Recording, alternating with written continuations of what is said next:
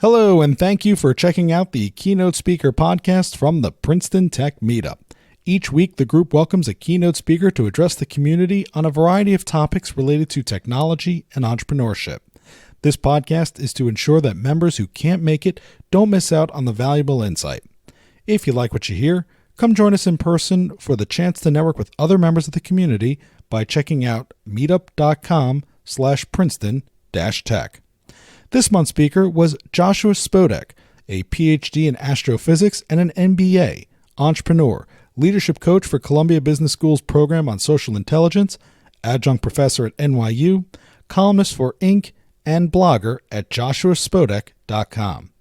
Joshua has created an amazing entrepreneurial course that trains people into thinking like an entrepreneur, and he graciously shares the key lessons during tonight's meetup.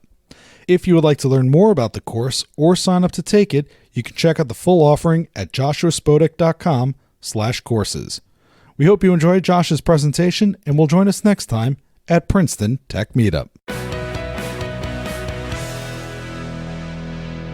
Good to see everybody here. Part of me wants to get started right away, especially because there's people in the back, and I was thinking they have to stand this time, but they also have the pizza. So I figured maybe it's for the people in front that I should go quickly. So I want to get started right away. You asked who the techies were and who the providers were and things like that, but I'm kind of curious. How many of you want to start a business versus already started a business versus never want to start a new venture? How many people have already started a new business? Okay, it's like 2/3 it looked like. How many people have not yet started but want to? And how many people just never want to start a business? A few, okay. Okay, just getting a feel. And what are some of the reasons people are here? If maybe one or two or three people don't mind sharing, just to get a feel. For networking, meeting new people. Okay, networking and meeting new people just in similar areas. Networking, meeting new people, and actually now looking for a job. Okay, not creating your own job? Not yet, not that ambitious at this point. I'll check with you at the end of the talk. And one more? Advertising for positions. Couldn't hear you? Advertising for positions. Advertising for positions, so you're looking for people. Yep. So everyone's going to find him afterward. One more? What was that? Potential for new business. Potential for new, okay, so kind of networking also. Okay, cool. Just getting a feel. Okay, one more. Talkative crowd. Make money out of the products I have already. Okay, great. I'm glad to hear it's like a wide bunch of different things. Here's this myth that I hear a lot, and I just want to get a feel for this. How many people here feel like to start a new business, you need a great idea? One. A few people. That's what I think. Oh, because you're already doing it. Okay, so a few people. Good. I'm glad to hear that because that's one of the big myths that is actually one of the things that drove me into what I'm going to talk about. So I'm going to talk about a little bit of stuff at the beginning of who I am and some background and what drove me to context. But really the bulk of this is going to be about how to behave and think entrepreneurially, even if you've never done that before. Was anyone here at my talk last year? Okay, so that one, this is kind of similar, except that one was 8 steps to go from no idea whatsoever to funding. And this one is going to be, it's actually 10 steps now. I've been 25% more. Well, I'll point out the new steps. So I've found that they're very much more effective, that these two steps add. Anyway, what I want to do is give you guys the ability to, if you haven't started a business or you've thought about being entrepreneurial but you've never done it, a lot of times you know what to do, but you don't really know the little steps to take to make it not seem so risky. To me, starting a business, the biggest risk is not doing something that you care about, if you could, because I don't want to retire and not know what I was doing. And a lot of people think the risk is doing something, but I'd like to change that for you guys as well. So to think that starting something is not a big risk. So, all right, your needs, as I understand, this is what I prepare to talk, figuring this is probably what people are here for. So I'll put up a few your needs as I understand them, and hopefully it'll cover everyone here. So one is that a bunch of people here probably start new ventures. So I saw a lot of hands go up there. Probably a lot of people want to think and act entrepreneurially, even if you don't necessarily want to start something new. So you want to have ownership of a project that even if you're in a company that you didn't start, even if it's a big company that's not new or young.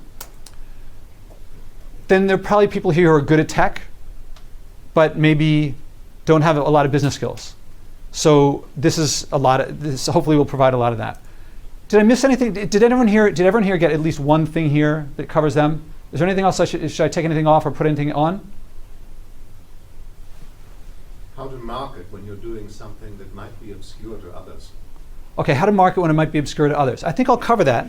If it doesn't seem covered by the end of it, let me know and ask again. Mm-hmm. Okay. So, all right. So the agenda is going to be, like I said at the beginning, a bit of context. I'm going to talk about myself and a little bit about some people who've gone through the course that I'm going to describe to give you an idea of what you get when you do this course. Then the context, what the pedagogy and what drove me to create what I'm going to show to you. And then I'm going to go really quickly the 10 steps that I talked about. And that's going to be one slide, but then the bulk of it is going to be the 10 steps I'm going to go through. And for people who, if you just pay attention to this, I should check. Can I get the slides to everyone? Sure, yeah, we can post it after. Okay, so sorry for the people who are taking notes already. Okay, you'll get the slides. And if all you want to do is get here's a basic structure I can follow, the slides in this talk may be enough for you. For others, there'll be I'll describe the course at the end. I'm also going to describe some results. So for most of you, for a lot of you, I think this may be something for you to walk away from and say, I know what to do. I can get the slides. I can listen to we're going to post the audio, and I can do something that I didn't think I could. For others, if they want more depth, then I'll talk about the course at the end. There'll be discounts and all that. So that's what we're going to cover today. I should be able to keep it under an hour. If there are questions along the way, just raise your hand and ask. So a little bit about myself. First, if you looked at my resume or my CV, you'd see, as you mentioned, I have a PhD. There I'm getting it. It was in astrophysics. At the time, well, I still love physics. So I was getting the PhD. There I was. I worked on a satellite. It's up there orbiting the Earth. Still working long after it was supposed to go for 10 years. We're now 16 years in, so very happy about that. And although I have to say, I went in to do research and I thought I would love it. It wasn't really what I wanted to do. I realized it was a great education, but I just didn't like the life of research. And some friends of mine and I said, some friends came to me and said, let's start a business. I had an idea, and here's the first article about me in the Wall Street Journal, about the company in the Wall Street Journal. I'm not going to go into the business, but it was, that was the technology that I created. Loved it. It was the late 90s. Things were going really well. Early 2000s, we hit a recession. Physics is good for a lot of things, but not for how to manage a company through a recession. I got squeezed out by the investors. Very painful experience. Very painful experience. But I realized I really loved starting a company, and I loved pursuing my passion, and I knew that I wanted to keep doing that. And I also knew that I needed more business skills. So I went back to get an MBA, looking suspiciously like I did when I got the PhD. That's the good picture. And I went in for the hard skills because I thought my company's running out of money. I better learn how to do some finance and accounting. And I did get those skills, but I found the soft skills like entrepreneurship, like leadership, like negotiation, and things like that were much more valuable. Things that emotional awareness, social skills were things that I didn't understand, I didn't really know about. I kind of swept that stuff under the rug. And since then, this is about 10 years ago, this has been my big passion. And actually, for the past 10 years, my passion has been what's going on in the side of life that I didn't really get, which has been improving my life tremendously. But also in the past couple of years has been not just what's going on, but as I've taught more, is how do I teach this? Because I knew that I got a lot of lectures and case studies, and in the case of entrepreneurship and leadership, a lot of biography. And that stuff was more useful than nothing, but I knew that there was a lot more because when I went out in the world and I started trying to practice entrepreneurship and leadership and things like that, I would go into a room and I'd say, okay, I'm doing a negotiation. And I know, I've read the book. I know all the principles of negotiation. I walk in, and the second that it starts, I'm like, everything's out the window. I forgot everything. I don't know what I'm doing. And I learned that learning about a subject is not the same as learning to practice the subject. And so I go out in the world, and I did learn it in the world. So why shouldn't we be able to learn that? Why should we not be able to learn that in a classroom or in a school environment? Why can't we structure that? And that's what the past several years have been for me, has been taking pedagogy that works in other areas that are like entrepreneurship and applying that into teaching entrepreneurship. And so this course is the output of that. The courses that I teach in university are the output of that too. And I just covered a lot of stuff that's later in the talk. But it's a passion of mine. So Esquire named me best and brightest a few years ago, and very proud. I don't know if that's related, I don't know, but I'm very proud. And so I have to put it up there. Okay, so I'm an executive and personal coach. I do a lot of one-on-one coaching. Also, with the Columbia Business School program in social intelligence, I coach leadership and sometimes give talks there. And I'm an adjunct professor at NYU. And so the course, actually last year, the people who came heard me talking about a course that I had taught once in the engineering school, but since then I've taught it several times more. And the course, the online course that I'm making available here too, has been, many people have gone through it as well. So it's much more mature now than it was before. Then there's, hopefully make this your favorite blog. There I'm swimming from New Jersey to Manhattan. A cool story that another time. I post every single day, so I recommend checking it out. And then recently every day I saw a look of like, really? I'm like 2,200 posts. I haven't missed a post in 5 or 6 years, that's a whole other story. But it got me this, I'm a columnist for Inc. And so I write about entrepreneurship and leadership and hustling and things like that in Inc. So now let me tell you a couple stories about people who have gone through the program to give you context of what, if you do what I'm talking about, you come out with. So Anil was one of my one-on-one coaching clients, and he came to me and he said, I saw that you have an entrepreneurial background, and I would like some coaching because I work at a company, we provide services to hedge funds. The guy was making a lot of money, he was very happy in terms of, he had job security and so forth, but he wanted to have access to like strategy and decision making in the company. And he kept coming in with proposals, and they kept listening to him, and then they would never act on the proposals. And he felt like they weren't listening to him. He didn't feel valued. And so he went through a bunch of these exercises, and after a little while, he came back and he said, Josh, I don't want to leave my company anymore. I don't want to start my own company. And I said, why not? And he said, well, we've been doing these exercises together, and I've been listening a lot more to what my managers want and what the problems at my company are. And I've learned to present these things in ways that are responsive to what they are looking for, to solving problems that they care about, not just things that I like. And so the last proposal that I gave them, they said yes to. And so he realized that he could get ownership of a project in his company. He didn't want to start a business, register an LLC with the state and hire a lawyer to do all the patenting and trademarking and stuff like that. And he didn't want to get a benefits package for his employees and go for a year without pay. He wanted ownership. He wanted a project that was his. He wanted to know this is something that I created. And that's what he got. And so that's one outcome that can come out of this. Another is Nikita she was an undergrad, or she still is an undergrad, and going in the direction of law. And I think still is planning to go to law school. And you'll see that there's a project that you work on over the course of doing these exercises. And her idea was to do, I'm not going to go into the details, but it was a medical device. And when I heard her describe the project, I thought, medical device, FDA approval, this is going to be kind of hard. I don't know if this is the right thing to do, but I also thought it's going to give her something to work on through the project. So as you'll hear in the exercises, she has to go and talk to a lot of people. And she talked to some doctors, and the doctors put her in touch with this doctor up in New Haven, I think at Yale. And that doctor put her in touch with the medical device company. And that medical device company took her project, and last I heard, which was like a couple weeks ago, they're in prototype. And she is quasi-leading a group of medical engineers, people who are very capable of engineering stuff, but did not come up with the stuff on their own. And she's like a valuable part. And she's, I think, 20, 21 years old right now. Nice thing to put on your resume. Then, so Grace was a classmate of Nikita. Grace always wanted to go into the music business. When she wanted to take my entrepreneurship class to learn about entrepreneurship in general, had no idea she was getting into something that was experiential. And her thing was that can I say this quickly? She was really into the music business, and she wanted to, do you guys know things like Governor's Ball, like these summer festivals? Like, I'm too old for it, but you guys are all younger than me. So there are these big festivals, and one of the programs that they do is you can volunteer to be at the event, and then you don't have to pay. So you go around picking up trash and stuff like that, showing people what lines to go through. And her idea was, since those are kind of expensive to go to, and the volunteering is just picking up garbage, she would create a separate organization that would organize with the city of New York, and like soup kitchens and food pantries and things like that. You would volunteer at charitable places and get the ticket instead from volunteering there. And you might say, well, wait, now they're giving away tickets but not getting the benefit of the labor, but it turns out they don't always get such great press. And now they can say we've donated so many thousands of hours to these places, and they're all in, well, Governor's Ball is in Randall's Island, so it's in Harlem right across the way. So all these people coming through are people who have volunteered their time.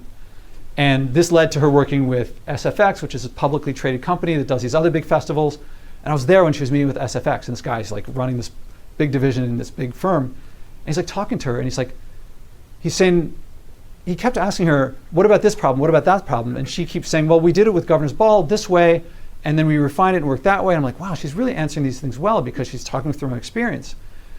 And he says to her, he just pauses. He says, by the way, how old are you? She goes, 19. He goes, oh, interesting. Okay. And then he goes right back into business. And that's the sort of thing that comes out of this, because the projects get you out in the world working with people. So RJ, I'm not going to talk about his project, but I will tell you that he was a student of mine and last fall.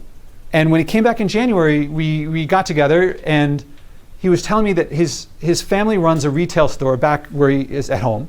And he's back at home for the holidays. And they say, you know, get to work, get on the floor and go sell some stuff on the floor of the store.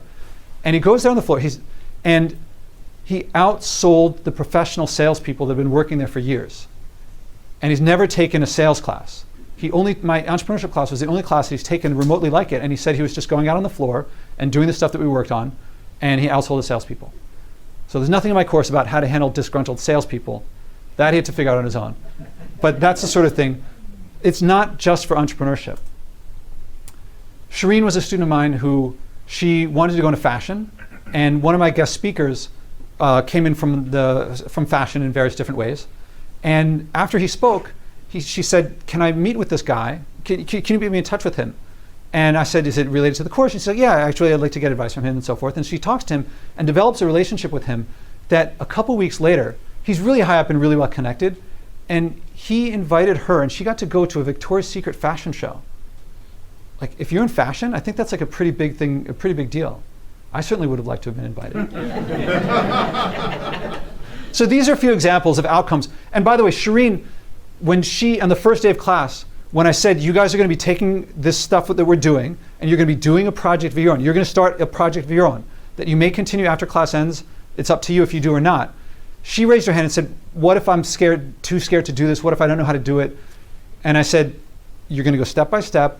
It's little steps by the end, you'll feel like you've gone very far, but each step is not a big deal. And it ended up she's doing stuff that's like fashion stuff.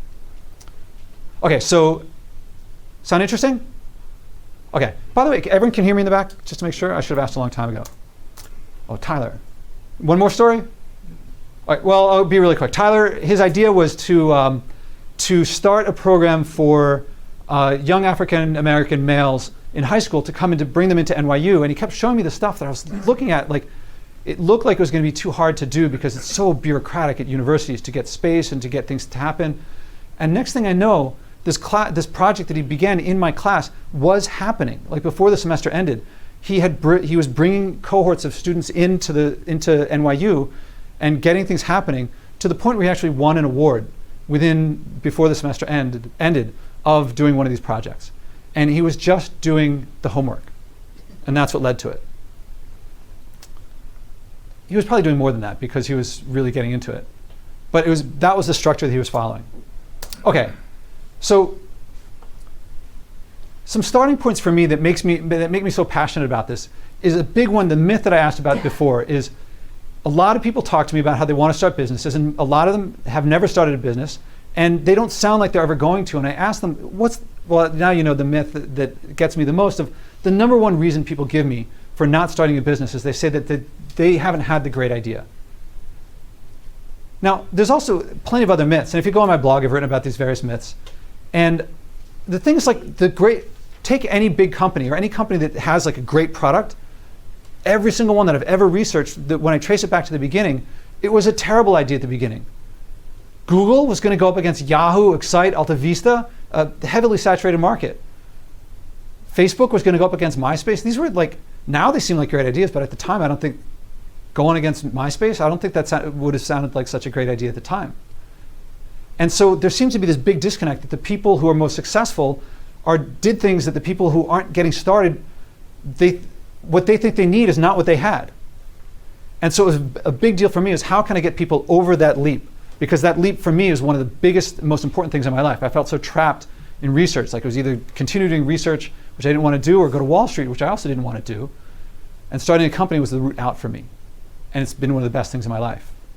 So another big starting point for me is that's come in the past few years is inquiry-driven, project-based learning, experiential learning, which is a different way of learning than lecture and case study. I hope some of you have had experiential classes. If a lot of my students say, I've never taken a course like this, I've never had anything like that. But that pedagogy goes back to John Dewey and Montessori, and it goes back a long ways. And I just have not seen it applied so much to leadership, entrepreneurship, and things like that. And so for me to take something that works very well on fields that are similar, but has not been applied here, a lot of it, what I'm doing is applying it here. So after I took these, when I put these things together and had my first entrepreneurship class, the students really loved it. As much as I'd like to say it was me, I think the structure of the class was very effective, and people, I think a couple of them are still, from that very first class, are still working on some of the stuff that they worked on in that class.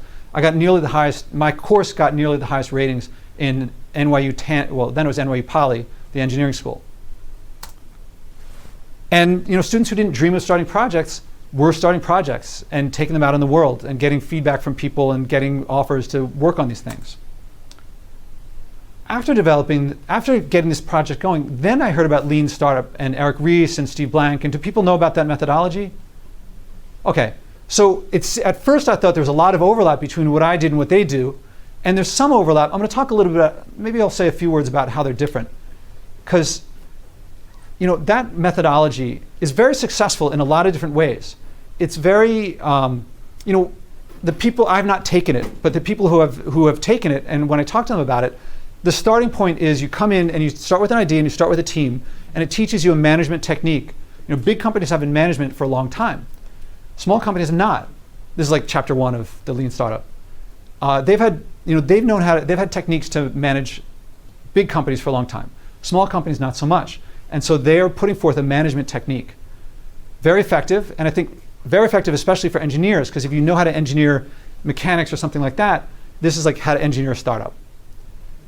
Now, from my perspective as an educator, my goal is not just to give you a management technique, but to have you grow and learn as a person, to get experiences and skills and beliefs that make you a new person or make you more able in an area that you haven't been before. And also, I've seen people go through that program that they've come in with a project and the project wasn't really something that they really wanted to do. And so at the end of it, they said, now I know what to do if I ever have a great idea.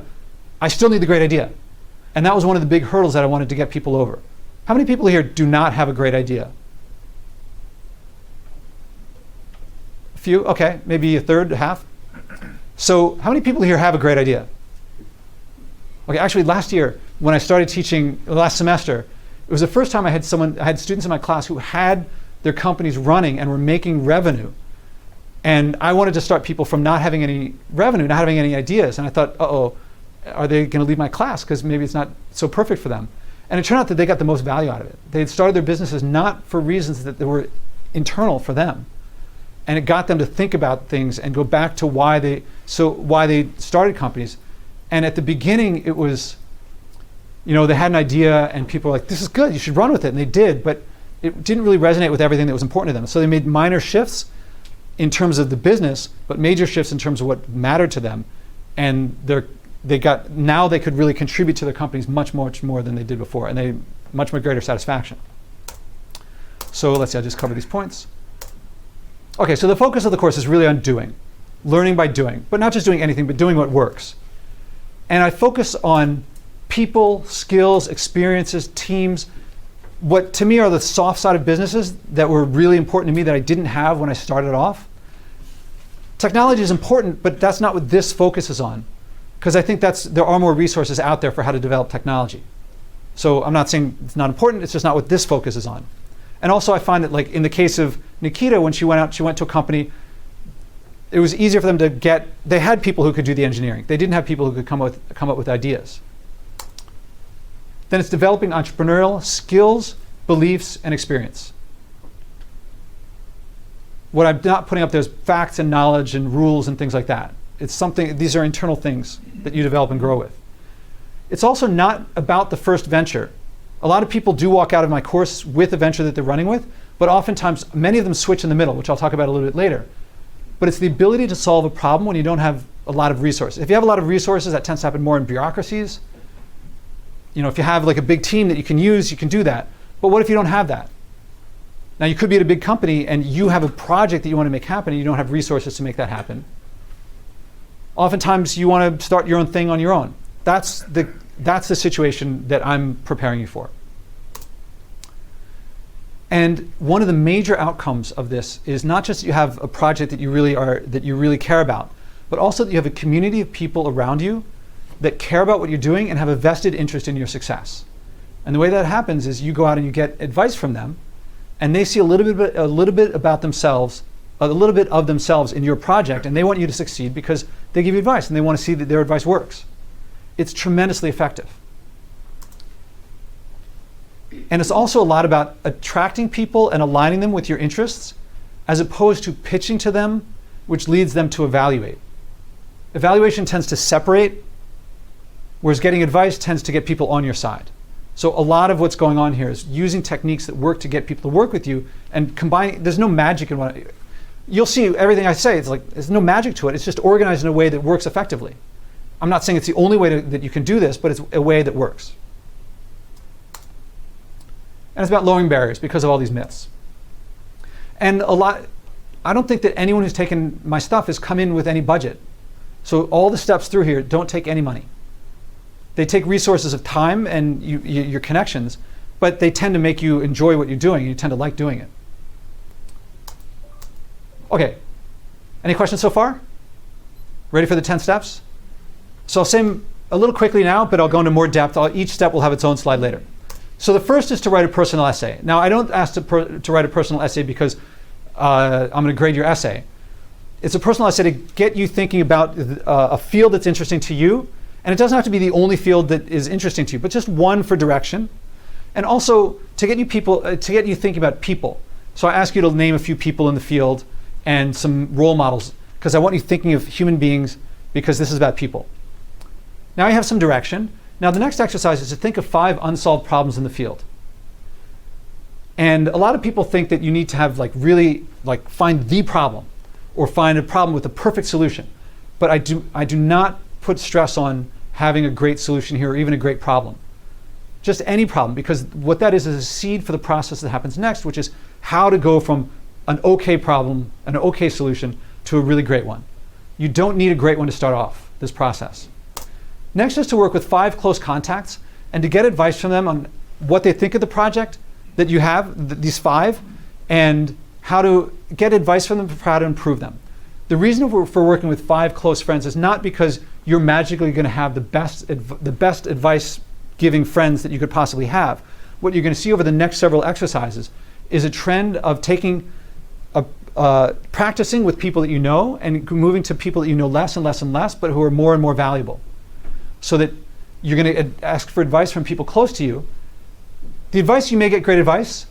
Probably you'll get okay advice, but you'll develop skills. So that next time you're going to ask for advice, you're doing stuff that you've done before. And by the time you get to really valuable people at the end, you're comfortable and you ask for advice and it's not a big deal. You're going to talk to people you never thought you could have, and they're going to like talking to you. After you talk to, and so with the 5 close contacts, the output of that is they're going to help you narrow down to one unmet need and solution, and they're going to give you a little bit of advice. Next, you're going to go to 10 friends and family members. So they're a little bit farther than close friends, but they're going to be people who are generally non-judgmental, and they're going to give you more advice and also going to help extend. You're going to start, I give you a script to help use the contacts that you have to get new contacts. So at the end of this stage, you're generally going to have significantly improved your idea, as well as gotten a lot of practice describing your idea. And by the way, you're describing it not like big presentation, polished looking stuff. It's small conversations that entrepreneurs have with each other. That if you haven't done, it's practice to do, so that you can describe your projects briefly, get advice, get the habit of getting advice from people around you. This is one of the new steps that wasn't here last year, which is to talk to 5 people with the problem. Actually, you talk to more than 5 people with the problem, but you have to get from at least 5 of them a statement of the problem that you're trying to solve in their words from their perspective. This is a major difference. A lot of people go in thinking, I've got this great solution to this problem, and your understanding of the problem and your solution, no one buys things because you think it solves it. They buy it because they think it solves things. So people who know sales know that this stage is going to give you a lot of stuff that later on you're going to sell stuff with. But the real output of this, the outcome of this stage, is that it's a kind of passion that comes from knowing that you're solving people's problems and they value the solution that you're coming up with. It's empathy. And there's a big transition that happens here that people beforehand are like, oh, this is a cool thing that I have, to this solution is going to make the world a better place, and it's killing me that it's not ready yet, and I can't wait till it's ready, and I really want to help these people. And it shifts from being about technology or about like themselves and much more about the world, and it's this passion it's like within them about the outside world, and it's a big shift. Now that you have a sense of the people that you're going to help and the problem that you're going to solve, now we start to talk to people in the field. Now people, like the students, their blood pressure starts rising a little bit because they're going to talk to people that are in the field and they might mess up relationships. But it turns out we've practiced talking to so many people, it works out here pretty well. And you're doing the same thing you did before, but this time you're doing it with people that are going to give you much more useful advice and going to give you much more valuable connections. Yeah? Wouldn't some of those 10 be some of those 5? Because the people with the problems would be people in the field. Yeah, there can be overlap. It happens a lot of times if you want to solve a problem in your life. Oftentimes friends and family are already well-connected people. So I just say add more to the list. So it's fine if there are overlapping people here. Just, I recommend not skimping on the number that you talk to because, like practicing piano, you got to play the scales. Up until now, it's been getting advice from people, and we haven't done anything. Well, some people do start developing their product. You don't have to at this stage. But the next step is where we start figuring out how this company or this project or this, how it's going to interact with others. And so we make a visual model, a visual representation of how your entity is going to interact with the outside world. So that could be, it's generally suppliers, buyers, competitors. If you need licenses, the government, it could be investors, it could be employees. So you make a diagram of how your company and all the other ones in your world and how you interact with each other. It's a pretty simple stage, but as simple as it is, it makes things fall into place. People say, before there was just this nebulous stuff of all these things that were going on, and now it kind of fits together. So here's where it starts really, like I start feeling like it's a real company or a real project that will become a company. Now this stage, as important as it is the more important part of this is what leads to the next stage, which is to get into the details and the sustainability and the finance. Now most people who take my course, not most, but a lot of them have never worked with a spreadsheet before. This stage where we do finances, you don't have to have done spreadsheets before, but you do have to do it now. And you project out what your revenues are going to be, what your costs are going to be, what the profits are going to be. Now, the point here is not what a lot of people think is to make something you can take to the venture capitalists. That's important later on if you need VC or some investment. But at this stage, it's for entrepreneurs to understand your business. There's something that happens when you do the numbers that the details come out like nothing else. It's like doctors looking at your vital statistics. I don't know how doctors do it, but they look at you and you're like, oh, you got this disease. And if you don't do the numbers, you don't know the details. And if you start talking to people in the business and you don't know the details, you don't look so good. Those conversations don't go so well. Whereas if you do know them, the conversations go well. So the output of this is, yes, you got the financials, but they're not going to look polished. Someone who's really an accountant would look at them and be like, this is not appropriate. This is not sufficient. But for you to understand them as an entrepreneur, it tells you what your main assumptions are, what the core part of your business is, and it gets you to that level of detail. This is another new step, is the second personal essay. That when I first started doing this, people started going to the next stage, and some of them had great conversations, but some of them did not realize how much they had grown in only sometimes a few weeks worth of work. Well, a couple months worth of work. And the second personal essay led them to realize how much they had grown personally, professionally, their network. And without writing it out, they didn't quite realize it. So writing it out gets them to realize, I'm really someone in this field. I've talked to a lot of people. I've gotten advice. I've put that in. I can honestly say, without name dropping, I've talked to so-and-so, I've talked to so-and-so. And so when you talk to the next stage of 10 valuable people in the field, here we're talking, it could be very well-connected people, could be investors, could be CEOs, could be founders. Now you're talking to people, since you've talked in earlier stages of like the people in your field, when you talk to these people, you're like, I talked to so-and-so and they said this and that made my project improve and so forth. They don't know that you just started it. They don't know that a couple months ago you were nervous and didn't know what to do. A lot of them are going to see you just like them. This is a lot of this, basically the whole course is to set you up so that you can talk to people in the field as a peer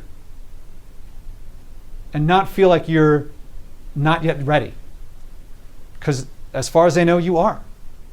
And this is to give you that experience to do that. Along the way, also to develop in you the passion, the internal motivation to keep going. Ready for go into more depth? I kind of covered a lot of the later depth. Any questions on the overall? Does it make sense? Are you guys ready to go out and do it? A couple of hints?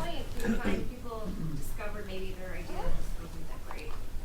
Okay, that's actually a later slide, but I'll cover it now.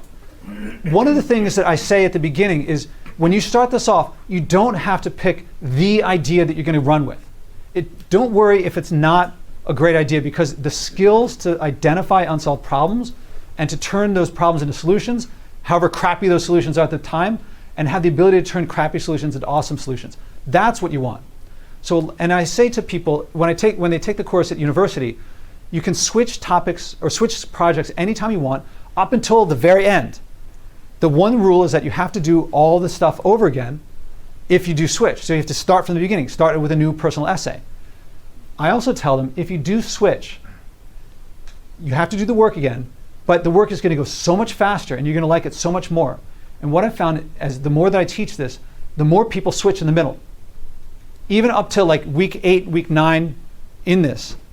Because there's something that happens when you start a project. A lot of people, when they start it off, they think, I want to start something really big, so I need to solve a big global problem. Or my friends do this, so I want to do what they're into. Or this is a big topic right now, so whatever, this stuff from the outside, not internal. And as far as I can tell, the only way you can find what you care about personally, that will get you out of bed in the morning, that will get you to jump out of bed, that will get you to talk like I'm talking now, because I love what I'm doing. You have to get the crap off the top. And if you think you've got to save the world in some way that really doesn't matter to you, you got to start off in that way.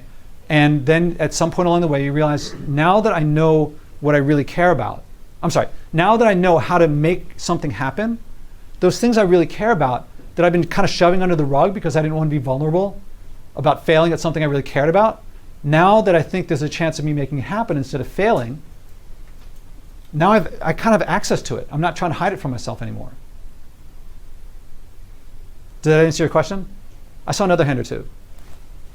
The outcome of step number 9, is it more to answer the question, how to make it work, or even will it work? So step 9 of second personal essay is more about you internal. I meant to say step number 8. Sorry, my vision's pretty bad. Okay, so the outcome, so after you do the financials, Right. all right, there's something that I like to say, this is in the later slide, but I'll say it now, is that when you first do your financials, virtually everyone goes into this exercise thinking, I got the best company ever, this is going to be a cakewalk, this is going to be so easy, so much fun. Then they do the numbers and they're like, it's not profitable. So you got to figure out, generally you got to raise the revenues, you got to lower the costs, some combination of those. And so a lot of people, you go through this iterative process of changing your model and changing your finances. And I tell them, you remember in chemistry class in high school, you knew what the answer was supposed to be when you took the measurement and it never came out right, so you put what it was supposed to be? Yeah, you're all acting like you didn't do it. There you weren't supposed to do it. You never mess with the data. Here you put the numbers in. If they don't work out, you can change them. You're supposed to change them. If your revenues aren't high enough and you got to increase the revenues, increase the revenues. But if increasing the revenues means you got to hire a salesperson, you got to put in a new cost, the salesperson. And if you think, oh, I'm paying myself too much, I can cut myself a little bit more, you better make sure, even if it doesn't show up in the numbers, are you going to be able to pay your rent? So you can change the numbers, and you should change the numbers. But if you do, you got to make sure that it all works out. So what happens in the course of doing this exercise is it gets real. Like people figure out this is what I really have to do, and it goes from like this is going to be a walk in the park to I really got to devote myself to this thing. It really matters. It's not so simple, but the level of engagement shoots up. So the outcome is really you know your business, you know where the assumptions are, you know the details, and your level of engagement goes up. And when it comes time to talk to an investor, if you have to, or you have to show potential employees that you got something that really works, you have your first pass at the numbers. But really, the numbers you get here are not for presentation. Any other questions before going on? I'll probably go a little quick through the next slides because I covered so much in this one. So the personal essay, it's basically right, your goals, your motivation, get you grounded in what you're doing, your desired feels, and then 9 names. And I want names here. A lot of people say like, oh, I want to talk to the CEO of some company. What's the name of that person? First name and last name, because this is about people. So 3 people who are accessible in your field of interest. So if you want to go into music, it's like they could be people who work at a club, they could be musicians, they could be someone who works at a music store, just someone closer to it than you. And if it's going to be an app in music, it could be an app maker. So it's very broad, someone closer than you. 3 people who are top in that field, you may not feel you have access to them, but 3 people and name them. And then 3 people, they could be historical, they could be alive today or not, who are your role models, people you look up to. And so that's usually a pretty quick and easy thing for people to do. The next is 5 unsolved problems. It's not about the quality of the problem nor about the quality of the solution. This is about getting you started in a process that the process is what you want to learn. That's why people come through. Once you get the process down, you can come back to the beginning and do it again. And in fact, it's not about the solution almost at all. The solution at this stage is really a minor thing. And some of my students tell me, Josh, just have people come up with a problem. Don't come up with a solution because it gets people thinking about the solution, and that's not helpful. But I think you can start with this stage and not have a solution yet. But I think on the margin, I think it's still better to have a solution at this stage. It's the start of a process. Okay, then 5 close contacts. The stage here is that you're going to have 5 unsolved problems and solutions, 5 pairs, and you're going to go to 5 people that you know, and to each of them you say, here's an unsolved problem, here's a solution. Here's an unsolved problem, here's a solution. You're going to resist the urge to start talking about each one of them because these conversations, you can finish it in 5 minutes. You'll find that these conversations go for hours. So I say to everyone, first get the advice at the beginning, then go on to other stuff. Because you're really going to have fun having these conversations, and people like it when you come to them and you say, you know, I've been working on some entrepreneurial stuff. I have these ideas. Do you mind if I share them with you? Doesn't that sound like, don't you want to say yes to that? I have all these little tricks to get people to, yeah? Oh, you want to hear my ideas? No. Yeah. What do you do about NDAs? When do they come into play?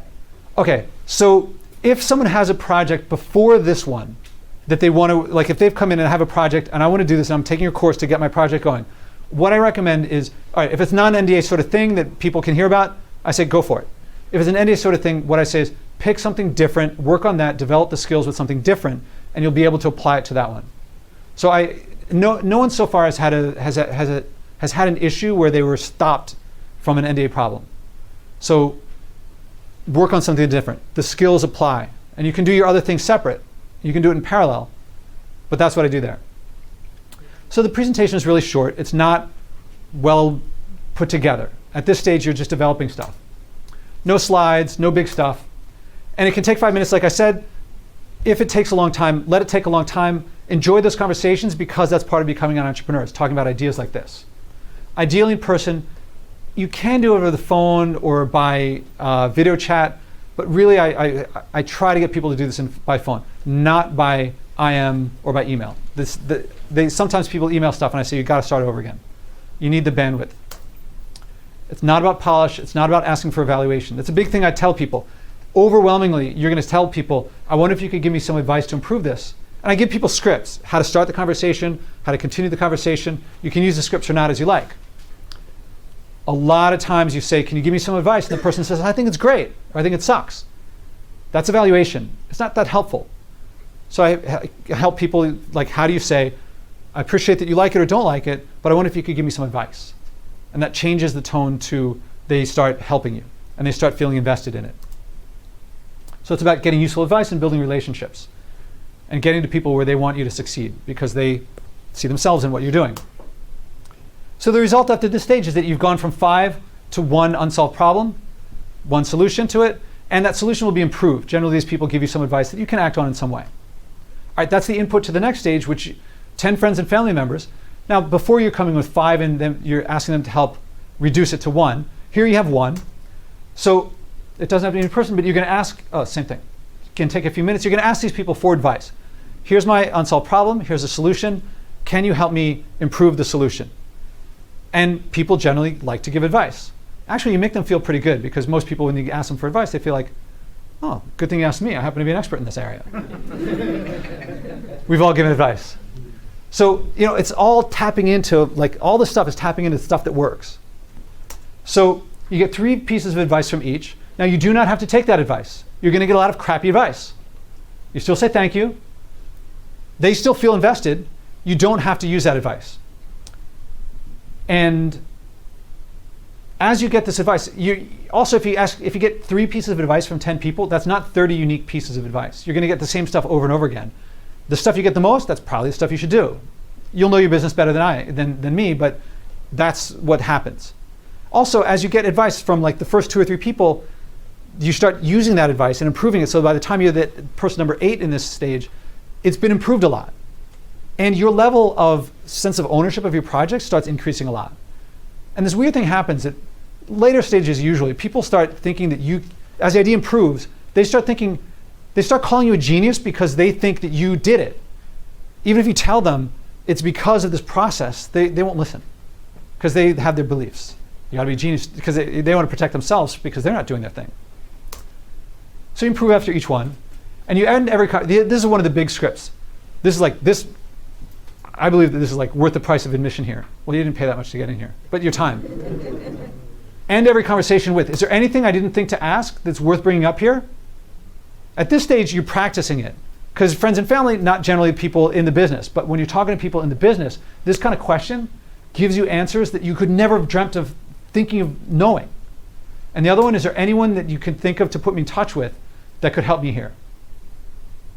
And most of the time, you don't get much connection, but every now and then you get connections, like to a doctor at Yale who puts you in touch with a medical device company. Next thing you know, you're in prototype. So the result here is that you have a new presentation, again, not yet of slides, it's still just talking, but of an idea that has been improved roughly 30 times, 10, 20, 30 times, from different advice from different people. Total cost is 0. And actually, you've probably had a lot of really fun conversations. Okay, now you're talking to 5 people with a problem. Talk to enough people to get 5 of them to state the problems in their language. Inspiration hits the stage more than any other. And I want to distinguish here between inspiration, feeling inspired like it's December 31st and you feel like going to the gym every day or a couple times a week next year. That's an inspiration that doesn't last. Gyms are empty after Valentine's Day. When you feel like there's a problem that you can make a difference on, of other people, not yourself, but other people, that type of inspiration endures. That sustains for a long time. And that's what this one is. You don't have to keep this one up. This is one that you feel like it's killing me that I haven't yet gotten this thing going, and I really want to get it going. And what resources can I bring to bear on this? It also brings you focus and clarity in the way that hearing people describe their problems, that they're more real to them than your description are. And if it's not a problem of yours, but just one that you kind of know about, it gets much more, that empathy and compassion kicks in, and these are very human traits that for me, I didn't really get for a long time. That's not what physics is about, empathy and compassion. But business and entrepreneurship is. And that's what sustains me. That's what gets me going. I'm here for you. You being all the people who want to be more entrepreneurial. And it's also a big shift from mainstream stereotypes about entrepreneurship, of the great idea, or you're just born with it, stuff like that, into empathy and passion and discovering why you want to do these things. And it becomes more about your real thing, not just copying others. So now we go to 10 people in the field. Yeah. Sorry, the previous point. Here, it's more about getting motivation from what you're saying than about getting the lingo. Oh yeah. Yeah, my stuff, I try to take lingo out of my stuff. And I'm not big on using lingo. This is about tapping into motivation, that why people go into entrepreneurial activity? That sense of ownership, that sense of helping, making the world a better place. Because you could, the way I see it is you could have identified a problem that people who have the problem don't analyze in the same way. They don't, and they will not necessarily share your vision. And actually, I could see that they would damper your motivation to provide a solution. It will never work. That's crazy. But they still have the lingo, and that lingo can be beneficial for you to build your credibility when it comes to the next steps. And I thought that's what you were. I thought you meant lingo meaning like jargon. Yes. You mean the language of the community that you want to go into? That's what I mean. Yes. So this stage is also about becoming part of, being able to speak the language of the community that you want to join. Establishing your credibility in terms of you're more credible as a speaker in that field. Yes, that is an output of this as well. Yeah, yeah. So a lot of people, a lot of people have trouble at the stage of like, how do I find the people with the problem? And I tell them a lot of people have a shift in this stage of, I don't know that many people with the problem. I know that a lot of people have the problem, but I don't actually know them. And like, if they want to do a retail business, I tell them, go into a store and talk to the people on the floor. They know retail. And once you talk to enough people on the floor, get them to put you in touch with the manager. And it's amazing how much more access you have to people in the field than you think. Like a lot of people, if you're doing something in coffee, it's like you're going to go to Starbucks or whatever your coffee shop is, and you're going to talk to people there. And then you're going to work your way up the ladder to talk to more and more people in different ways. But you have access to people more than you think you do. So it's a lot of access here as well. And getting people to think in different ways. Thank you. So for 10 people in the field that are accessible, we're going to do the same thing we did with the friends and family. It's just with different people. And the advice that we're going to get is going to be much more valuable. And there's 2 questions that we ask at the end. Do you have any ideas that I didn't think to bring up? Do you have anyone you can put me in touch with? Now you're starting to get serious answers. And a lot of people don't know 10 people in the field. You might start off with, you remember that essay at the beginning? You had 3. Didn't know I was going to make you talk to them. Well, now you guys know, so I tricked you. Or the trick isn't going to work with you guys. But you're going to talk to, you might not know 10 people at the beginning of this exercise, but that puts more value on getting answers when you ask, do you know anyone I can talk to? It also puts on like research and finding ways of getting in touch with people. And one of the big things I talk about is this, I'm not into cold calling. I don't like to contact people out of the blue. I do give you scripts to contact people to use to make it more likely to get responses from people. But there's an amazing thing that happens here sometimes, which is, this is amazing. It's like you contact someone out of the blue that doesn't know who you are. You get a couple pieces of advice from them. And then you ask them for, do you know anyone else I could talk to? Sometimes they'll give you advice, a contact to talk to. When you talk to that next person, you say, so-and-so referred me. That's a warm connection. You went from a cold connection to a warm connection. It got better. That's creating community. So what happens here is what you've done before. What you did before was playing the scales, and now you're playing music. So now you're going to do stuff that you've practiced before. By now, you tend not to get many new questions, and so you know how to answer them. So you're having conversations with people here that are going pretty well. So it's the same with friends and family members, asking advice, not for evaluation, improving it after each conversation. They're improving less and less all the time. Like, at the beginning, it's like increasing a lot, now it's kind of leveling off. And with the same 2 questions, and a lot of times you're getting referrals here.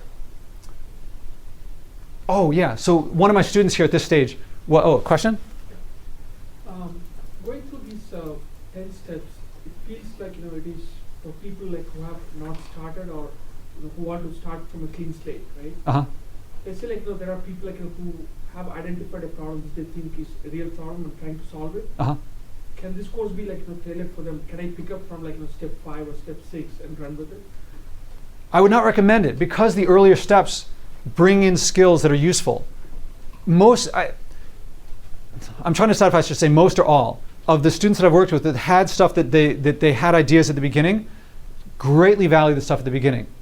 It's not about, I'm not telling them to do it because I'm a professor and I want them to do work. it's because you get skills during those stages that most people don't get. And the students that I had, as I mentioned, the students last semester who they were generating revenue already, they learned things about themselves that they just didn't have before. And so that type of growth and learning, I mean, I guess you could if you wanted to, I just don't recommend it. And it's pretty quick if you already have gone through the stages in some way before. People, like I said, people in week 8 switch, and by week 10, they're fully caught up. So it's pretty quick. Well, and if you're doing it within your field, it doesn't necessarily mean you have to talk to 10 people you've never spoke to before. They just have to be, they could still be 10 people you've already known, but now you're talking about this idea, this problem, this solution. Yeah. Okay. Yeah, there's a focus, and when you're talking about something that's yours, these conversations, generally people, when you take my course in actually online or at university, you have to write a reflection every week about what happened. You learn by doing, but you really internalize and expand through reflection. And people I didn't know that I could talk to people like this. I didn't realize it was so much fun. It was enjoyable and stuff like that. So there's lots of stuff. It's like people who are entrepreneurs, who love being entrepreneurs, you become like that from doing these things. Oh yeah, so the theater director. So one of my students was, she had an idea for a business that was going to be, I'm not quite doing it justice, but it was like a cable channel for Broadway shows, which at first I didn't think would make sense because you're going to cannibalize the business, but it turns out there's a lot of people who can't afford to go to Broadway but do want to pay to see the stuff. Anyway, that's her business. But at one point she wanted to talk to some producer at some Broadway house. So she's like, she doesn't know how to reach the person. So she calls up the Broadway house, a theater on Broadway. And it's like the ticket office or whoever picks up. And she goes, I'm trying to find out how to reach so-and-so. And the person's like, puts on hold. So she's in hold, comes off hold, hello, it's the guy. And she's like, there's a script that's like, I'm a student, I'm working on this entrepreneurial project, I wonder if I could ask for some advice. And the guy's like, I don't know who you think you are, but I'm busy, like I don't have time for this kind of stuff. And she continues with the script, and he answered her questions. So when she comes in class, she's like, I'm freaked out by this. And so it wasn't the first time something like that happened. So I went through this kind of script where I'm like, were you physically injured? Did you lose money in this conversation? Did your friends see you and laugh at you? Did it ruin your project? And she's like, no. I was like, and we were kind of friendly because the class was a small class. And I go, was there any material changed for the worse in this that's measurable that you can tell me about? And she's like, I guess not. And I was like, would you want to do it again? She's like, yes. And the whole class was like, I want to talk to a director and get yelled at. And so this happens sometimes. And that's how, and forever after that, she could say, I spoke to, no lying whatsoever, I spoke to so-and-so, he said this about my thing, and I improved it in this way, and that's the contribution from that guy. And stuff like that happens here. Yeah, sometimes the conversations are like, they don't go so well like that. But no one has ever gotten worse. No one's life has ever gotten worse because of that. And a lot of people are like, oh, I want to do that too. Okay, well, the interlude was talking about the question about changing topics. So I do recommend to people, if you think about changing topics, change topics. Or when I say topics, I should say problems and solutions. If you want to change, it generally means you become more aware of something internal to yourself that's valuable, that you're protecting. It was a vulnerable thing that you didn't want to fail on. And now that you think, maybe I have a chance of making this happen, now you think, I want to do that. And every case where that's happened, the person has been glad that they shifted. And when you go through the second time, like I said, it's faster. You also learn more the second time. So sometimes it happens between 6 and 7, sometimes 7 and 8. Usually happens somewhere later. Okay, so the visual model of all the relevant parties is you want to list, first you just list all the suppliers, all the employees, whoever is relevant here. Could be competition, could be, I don't know, the government and things like that. You got to figure it out. You list them. Next stage is you draw them out, and I explain how to do it. I'm actually going to show a diagram in a second, where you put yourself at the middle, my company, and then you put each one separate. You have arrows between each one that interacts. You put arrows between, and the arrows show the value. Sometimes cash going one way, a product goes the other. Sometimes cash goes out, sometimes cash goes in. Sometimes it's value, sometimes it's relationships. And there's an important thing I say here, is that everyone has to be represented, and all the arrows have to balance. So no one should be, if you ever have, or if it doesn't balance, if something's going in but not out, you got to explain why someone's getting something for nothing. If it's going out but not in, you got to explain why someone's giving something, not getting anything in return. Because if you have like a bunch of volunteers who are giving their labor and not getting something back out, which sometimes people do that, you're probably going to have some turnover there. Not necessarily bad, it might work, but you got to explain, that's got to go into your model. Unbalanced arrows, giving something for nothing or getting something for nothing, usually something's off there. So all arrows should balance. And why is this party getting something for nothing, or why is this party giving something and getting nothing in return, and how they react. So I think I have a drawing here. So this is like one that I took from one of the students. This is the output of this stage. You know, this one happens to be a game developer app. So I don't know, this is just what it looks like. Everyone is different. This one is relatively complex because you have like the users are interacting with the store and with the counselors and stuff because this is like a game to improve people's lives. So you get something like this as the output. Notice there's a bunch of arrows going out with money, and there's one going in. Usually that's often the case. So in this stage, arrows in and out that have money attached to them, those are the left-hand column of your finances. So all the arrows going in, revenues. All the arrows going out, costs. Then I give a little bit of detail. You know, usually it's going out monthly for 2 years. At the top, put some assumptions. If you know how to do that. If you don't, you just fill out the numbers of each month. And then you calculate at the bottom the profits, revenues minus costs. And then accumulated profits, so you get an idea of what your greatest loss is going to be. Sorry if I went too fast. But this is the entrepreneur's quick and dirty way of doing things. Again, what I always say in class, if you show this stuff to an accountant, I will absolve all responsibility for this. I'm not saying this is like double entry or whatever. This is to give you a general feel of the size, the scope. But the big thing is, to ensure that your firm is viable, that your revenues are greater or equal or greater than your costs, and that it's sustainable, that it can keep going, and that to get to the detail, so you know what the assumptions are. Like I said before, it's not chemistry lab. You can change the numbers. Just be honest with yourself. If I'm going to raise my revenues, how am I going to do that? Is that going to incur some cost somewhere else? Is it going to take away from other things that are important to me in my life? If I'm going to lower some costs, can I really pull that off? Can I sustain it in the long term? You got to answer these questions for yourself. And that's why the goal is not yet to make presentable financials. It's to understand the business. And this is where my project is awesome. This is going to be a cakewalk. A lot of people, especially the undergrads, they feel like, oh my God, this is so easy. I can't wait to get this thing going. And then it turns into shit got real. And this is where they're like, holy, I really got to make this thing work. And it takes a lot of work, but the passion comes out. And I get to curse in class. The second personal essay, as I described, students often don't realize how far they've come. And this reinforcement helps a lot. It's something happens internally that they're like, I look at entrepreneurship differently. There's all sorts of, like, I used to think this, and now it's like different. So they've grown personally, as an individual, professionally, as a business person, relationships. They now have a network that's much greater in the field. They also know how to network more effectively. Everything so far has been building up to the next step. And this is what reinforces it. To me, this is like where you create everything. Now you've been running along. Now you have a platform that you can really jump off of. Solid ground. If you didn't, without this stage, people didn't feel like they had that sense of, I'm now on solid ground that I wasn't on before.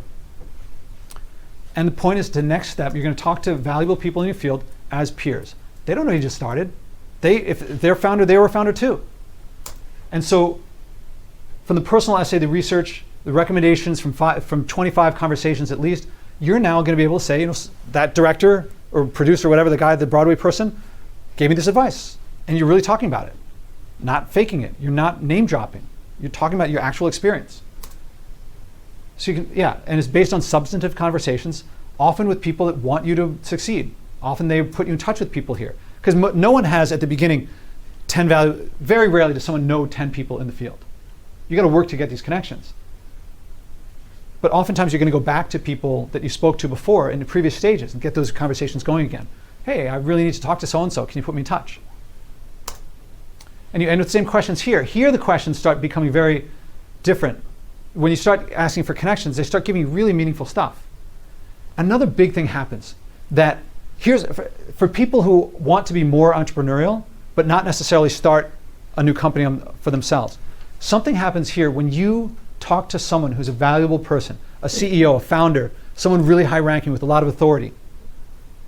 When you come in as a problem solver, hey, you know these people out in the world that have this problem, and you can talk about it really like with a lot of empathy because you've talked to people with this problem.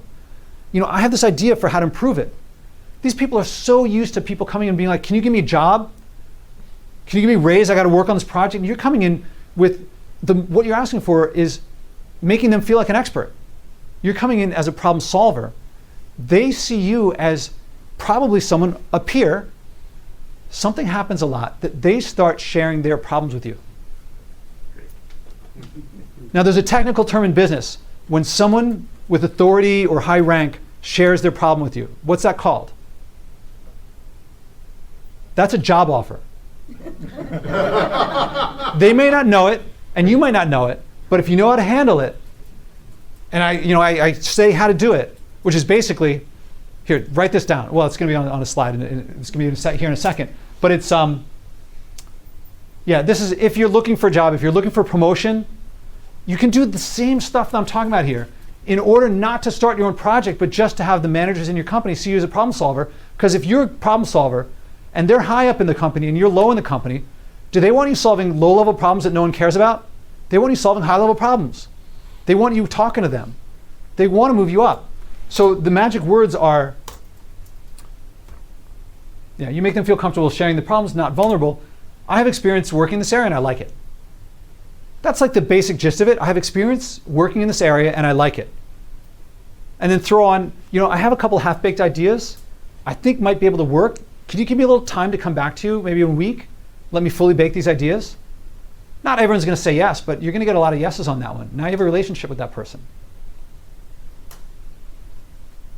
And if you have time and are able to now maybe do the same process we just talked about with their idea, you might have that project.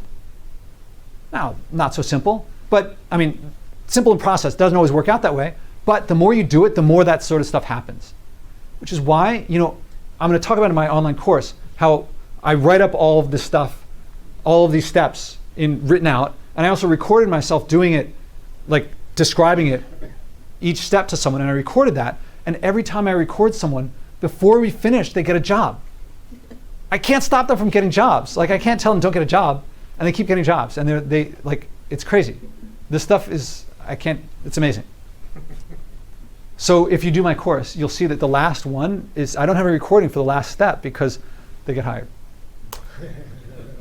This is my problem.